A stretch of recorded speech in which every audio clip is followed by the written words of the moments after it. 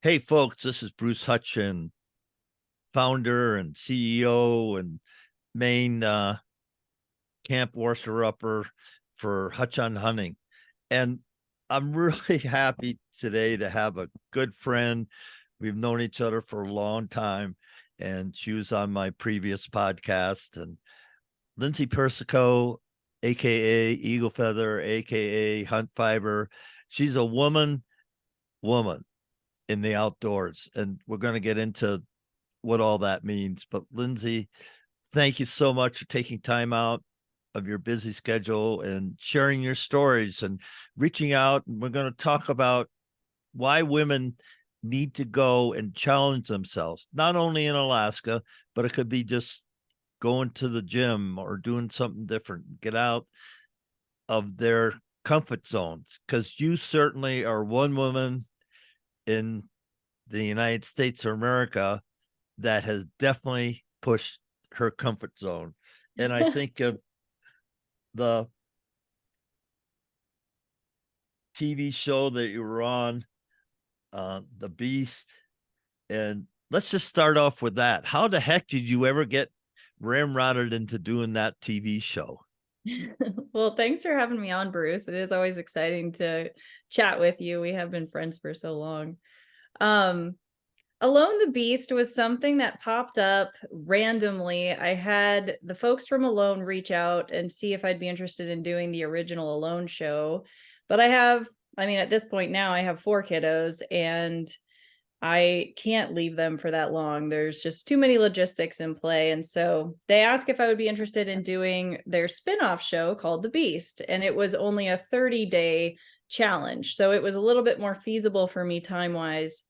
And when it popped up at first, I was like, I've never really wanted to be on a reality TV show. It's not something that I've wanted to do, but it seemed like a really good opportunity to help get the word out for the things that I'm passionate about.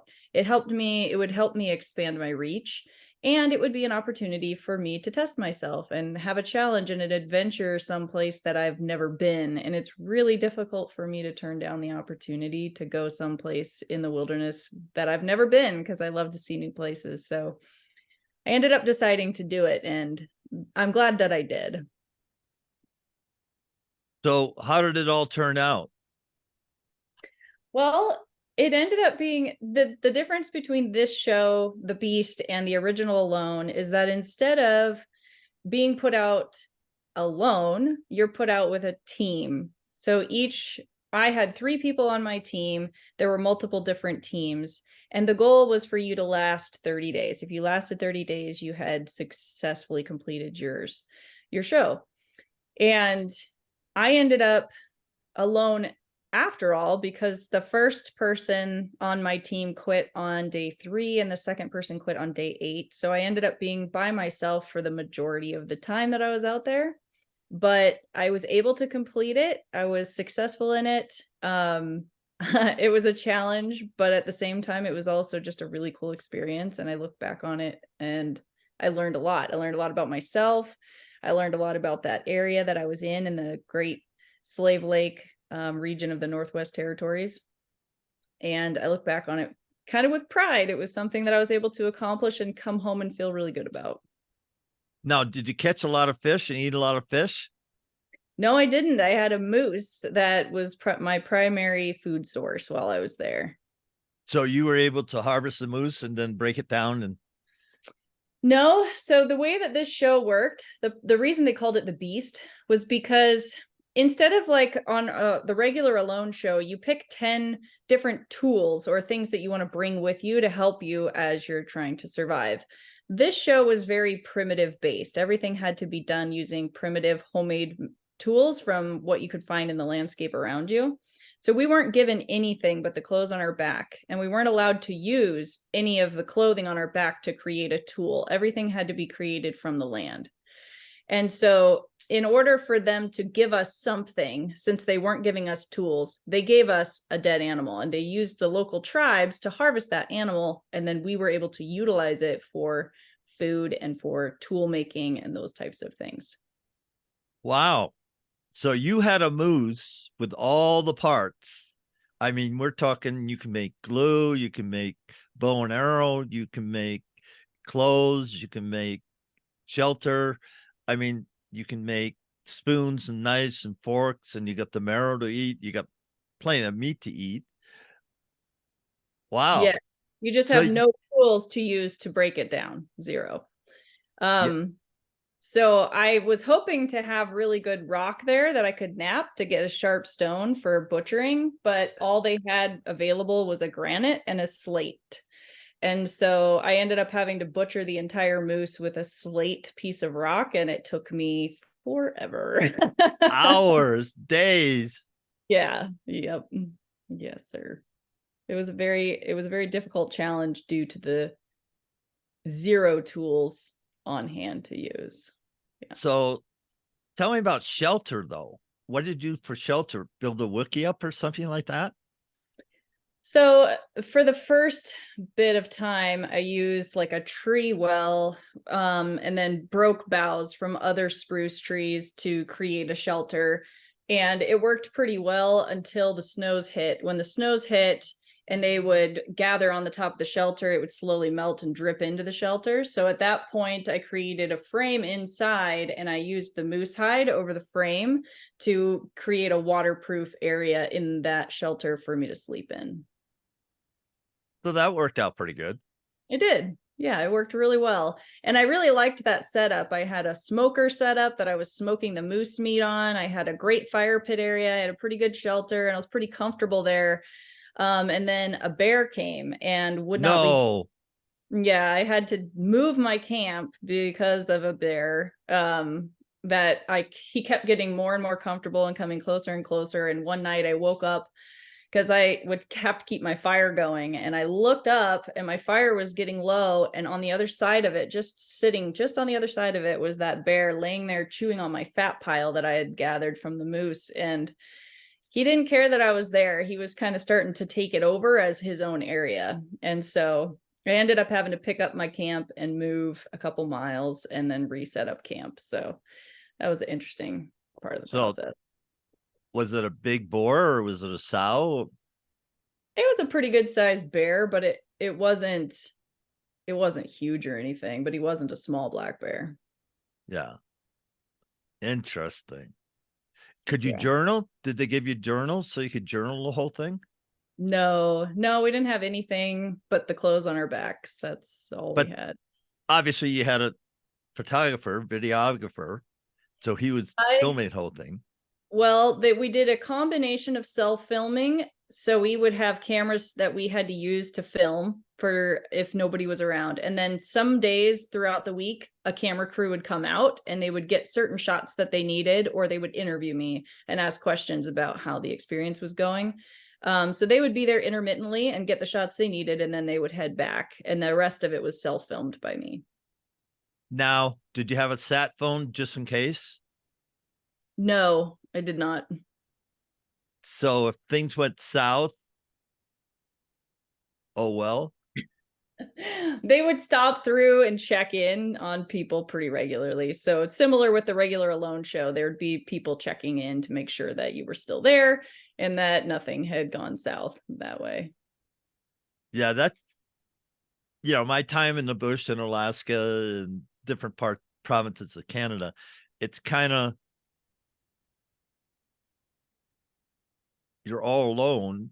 And even though you have a partner, I remember one time we were up there in Alaska, 10-day hunt, blah, blah, blah. And I looked at my buddy and he was well qualified. I mean, he could do those alone hunts. I mean, he was super well qualified. And I'm saying, nothing better happened to you, because if something happens to you, I'm your only out. He laughed. He laughed.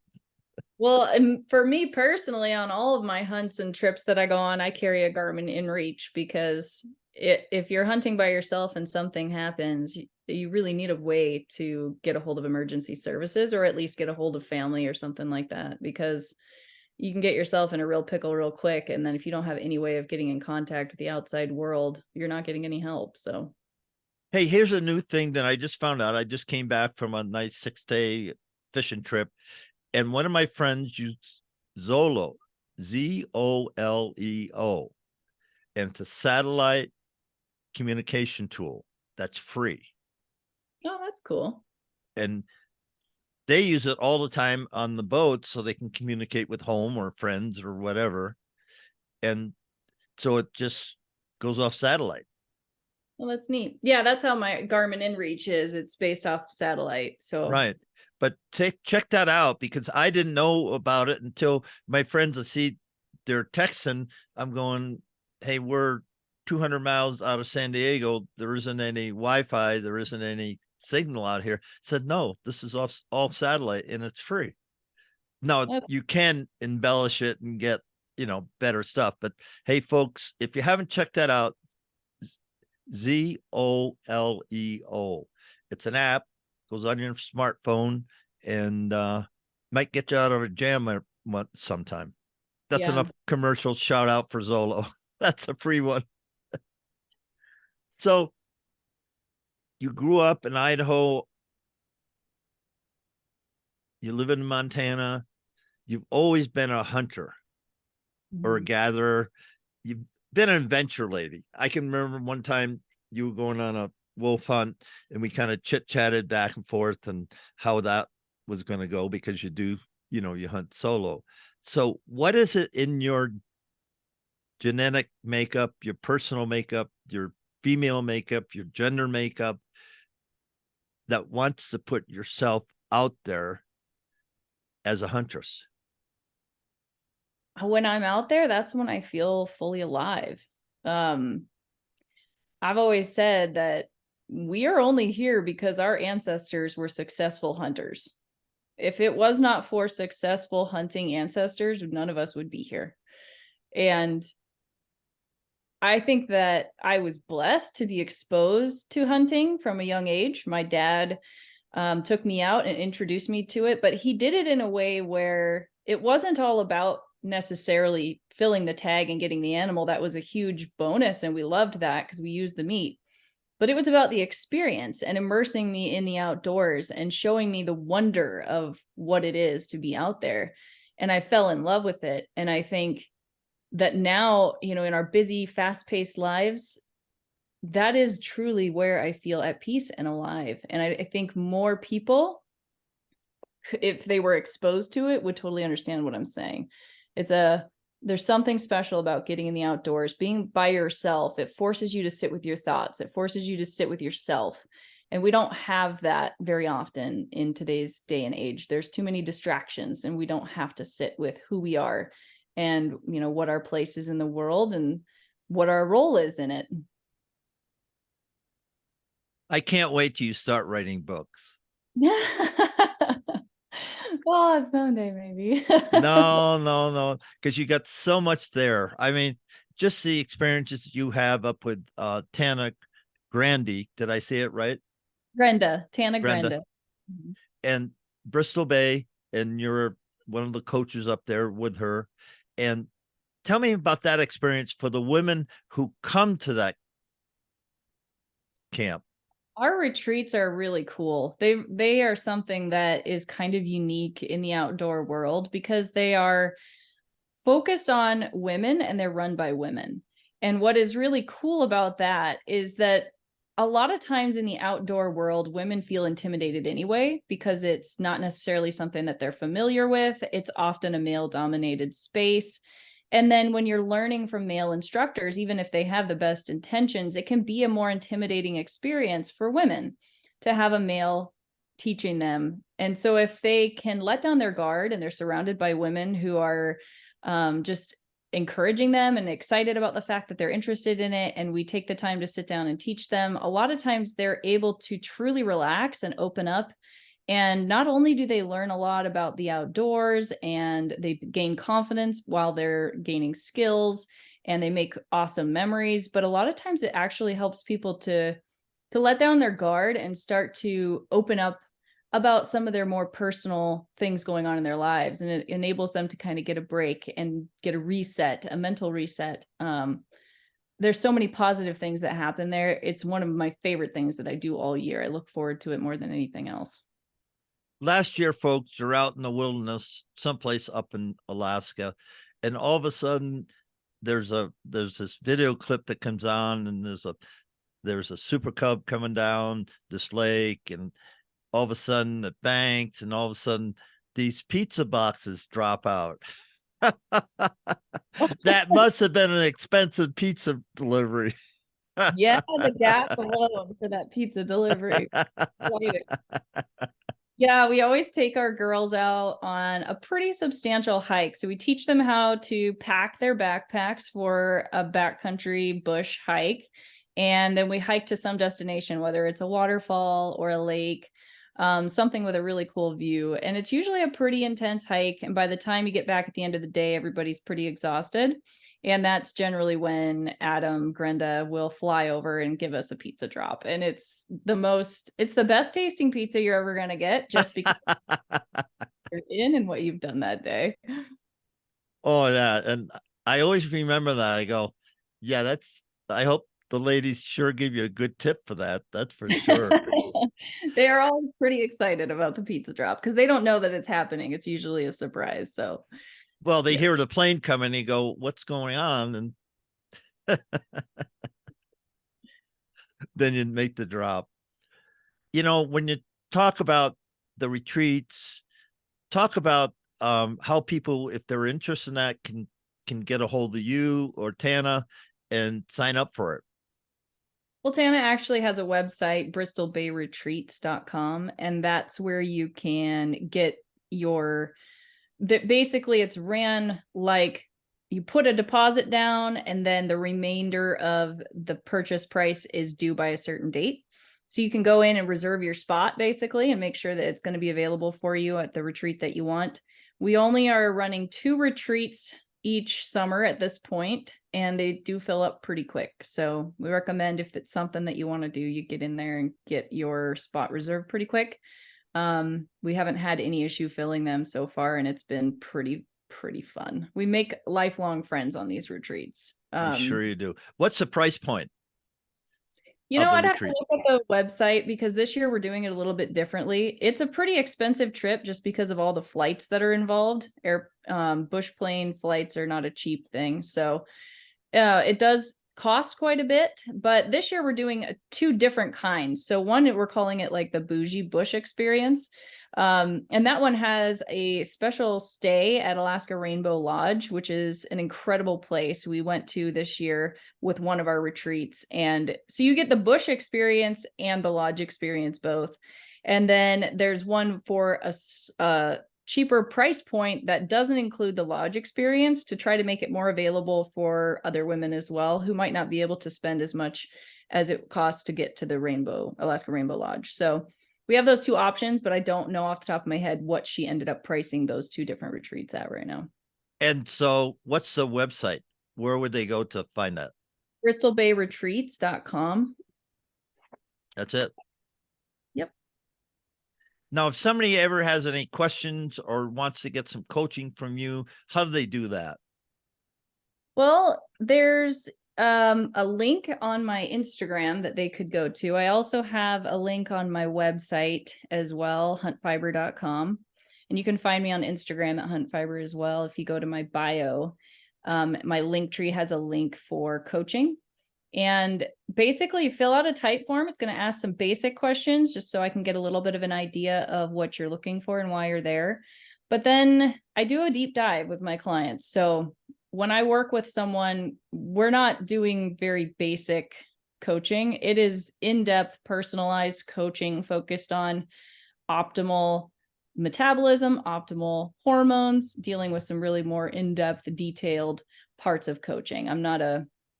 I don't just slap people on a simple workout program that I have everybody else on. My programs are really custom and designed to fit each individual needs. I work with a lot of people with autoimmune conditions, anywhere from autoimmune conditions to somebody prepping for a goat hunt that just needs help learning how to building the strength they need to climb a mountain. I work with all types. So it's pretty fun. I do enjoy it.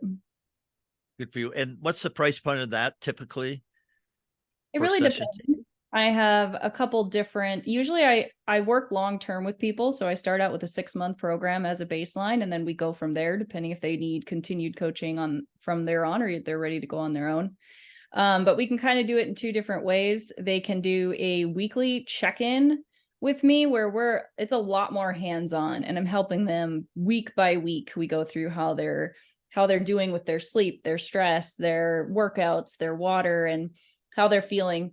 And then I have more of a monthly based program where I check in with them once a month. And so it's a little more hands off. They're a little bit more on their own, but then we touch base each month and come up with goals for the next month ahead. And so that one, the monthly check-in, is about a $350 a month program, and the weekly check-in program can range anywhere from $550 to $650 a month, depending upon how we do our check-in process. So I can check in with somebody on a phone call, or I can record a video walking them through their stats, their food logs, their workouts, and things from the week. And that one runs a little bit cheaper than the phone call. Yeah, and from personal experience with my relationship with Lindsay, this lady has a wealth of knowledge about a lot of different issues, and she can help you understand who you are, what you need to accomplish, set your goals, and be there for you. Because she's one of the people, if you followed her on Instagram for the amount of time I have and the others, she's real. And once she gets off on her writing, John, I don't know how else to say it, what word, but you'll see how profound she is in explaining who she is, her emotions, her feelings. And it's a beautiful thing. It's truly a beautiful thing that she has grown into this woman that has so much to share. And I'm so excited to see you're just getting started. And I'm just so excited to see where this whole thing's going to go for you. Thank you. I appreciate that. Yeah, well deserved. I have been super blessed with everything that I've been able to experience. And yeah, I keep taking advantage of the opportunities that arise, and it's taken me to some pretty cool places. Yes, it has.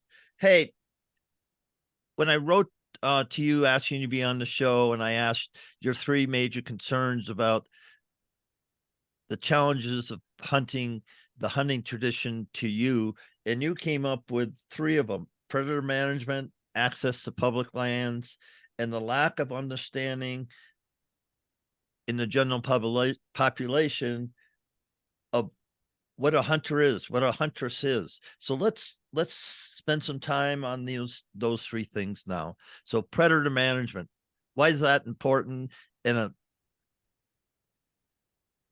conflict with a lot of people, but a necessary management tool for our fish and game people?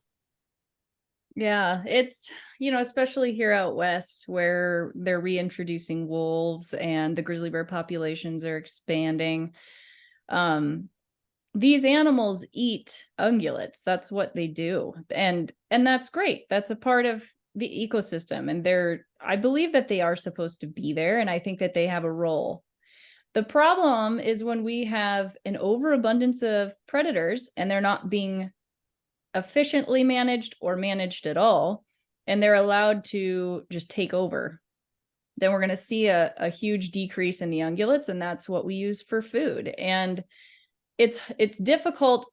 This kind of ties into that last one that I stated, where people are so disconnected from where their food comes from, and they don't understand because they're not immersed in it and they're not around it. They get information from sources that's inaccurate.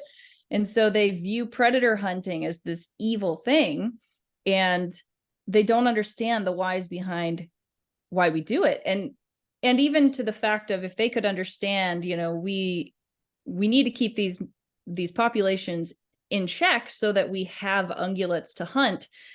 They couldn't even understand that because hunting in and of itself isn't appreciated and understood. So for them to get to the point where they understand predator management and can get behind it, seems so far. It seems so far for them to go to get to that point where they could understand that. And that's that's concerning for me, because there's so many people making laws and pushing agendas that just have zero understanding of what's going on for those people that actually live out here and live off the land. And one thing that I've seen a lot of most recently in my feeds is that grizzly bears in Idaho, Montana, Yellowstone, Wyoming have become more aggressive, and attacks are happening more. Now,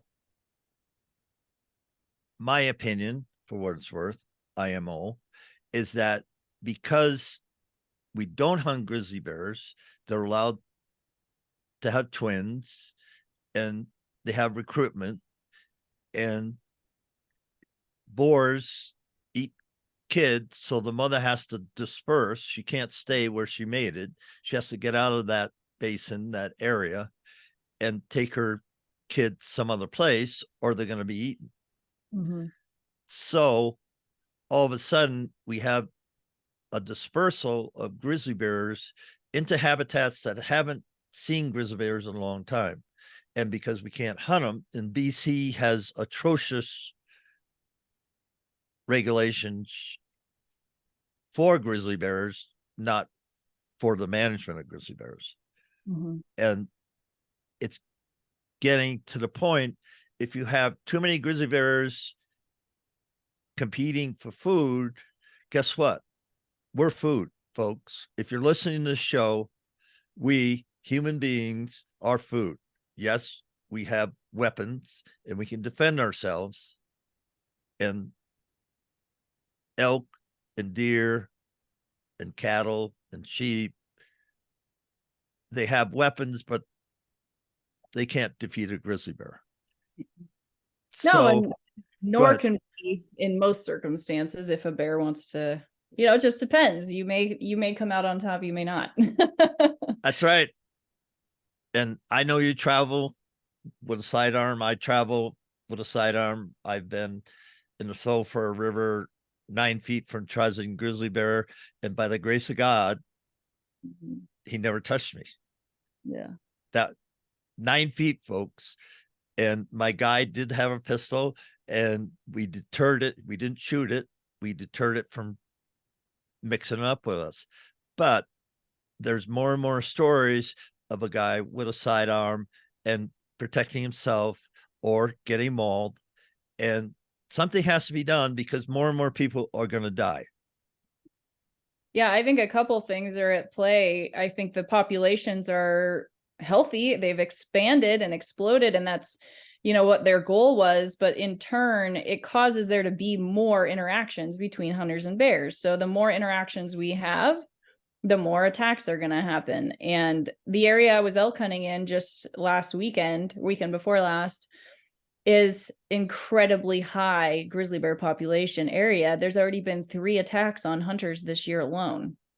And everywhere you look, there's grizzly bear prints. They're everywhere. And as soon as you shoot an animal, it becomes a bait basically for the bears. So your odds of running into a grizzly bear, if you shoot something, go up so much higher, which is why you're out there. You're there to get some meat. But it takes a while to pack an elk out. So the odds you're going to run into a bear after you've shot an elk are pretty high there. And it is interesting to put on a mindset of not, will I see a bear or not? It's, if I get attacked, what am I going to do? Do I have the tools I need to hopefully survive a grizzly bear attack? You don't really want to go out there alone in those areas. It's not really safe to be out there by yourself. No, and fly fishing up in the Gallatin and the upper Absarokas, I carried my pistol when I was fly fishing, and it has signs in the trailhead: be aware you are in bear area. Right. Oh yeah. Yeah, we have to store our food differently. You just have to think about things in a completely different way when you're in a heavily populated grizzly bear area. And you keep your head on a swivel and you look at the landscape, and when it starts to funnel you into a canyon, it's like, okay, I'm a little more at risk in this area. You can't see very far. You could come around the corner and there could be a mama with 2, little cubs, and Yeah, it's an entirely different beast. So let's talk about and wrap up the show and access to public lands. Okay. Yeah, I mean, we are really blessed here in Montana to have large parcels of public land that we can access. But one of the things I've seen, not just for here, but in other parts of our country, is more and more people are trying to close down public lands, and the access is being limited. And then not only that, we are seeing an influx of hunters. It seems like hunting has increased. And I know for us here in the Western states, especially Montana and Idaho, places like that, populations have increased. A lot of people have moved here, and a lot of people have moved here because of all the outdoor opportunities that these states provide. But in turn, it causes such an increase on the amount of people on these public lands, which makes hunting them a lot less successful. So those things, those are just factors that complicate it and change it from the way that it used to be. And I think figuring out how to work with these changes and make these places safe and still successful places to hunt is important. I don't know how we do that, but I think keeping that on the forefront and considering the options that are available to us with this is important, whether it's limiting the amount of people that are on these lands, or, you know, however we have to do it to make these lands still successful hunting places. It's just starting to get more and more difficult to find public land to hunt on, and then to find public land that's not just completely covered with people. One thing, and I'm going to circle back, is you hunt for food. This is Mhm. not a sport activity. Yeah, you've killed some big elk, small deer, big deer, mountain goat, but you're hunting for food. That's field to plate, folks. Lindsay's food for her family comes from the wilderness. She buys a tag, she goes out and harvests it, breaks it down, wraps it up, and has elk chili all winter long. And so many people don't understand that. And that comes to your third point of people, they just think they go and buy something that's red, wrapped in a mat, in a plastic wrapper, and that's food. Sort of, kinda. Not Mhm. really good for you, in my opinion, but it's food. The most highest organic, rich protein food you can get, no antibiotics, nothing, is wild game. Could be a Mhm. pheasant, could be a duck, could be a goose, could be a squirrel, could be a grouse, could be a rabbit.